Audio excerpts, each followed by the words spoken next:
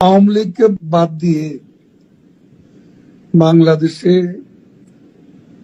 কোনো বিশ্বাসযোগ্য গ্রহণযোগ্য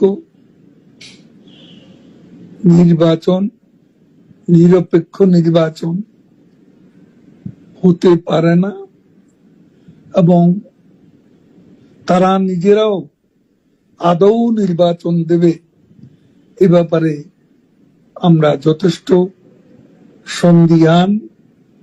নির্বাচনের নামে আজকে তাদের যে অশুভ অ্যালায়েন্স, এই অ্যালায়েন্সকে নিয়ে তারা আজ সংস্কারের নামে গোটা জাতিকে বিভ্রান্ত করছে। আজকে বিচারের নামে ক্যাঙ্গারু কোর্ট বসিয়ে প্রহসন করছে।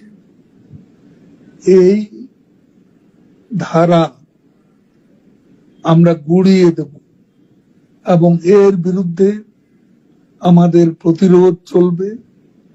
বাংলাদেশের আজ 50%-এরও বেশি ভোটার যে দলের সমর্থক এবং দিনে দিনে শেখ হাসিনার পক্ষে জনমত বাড়ছে, সেই দলকে বাদ দিয়ে এদেশে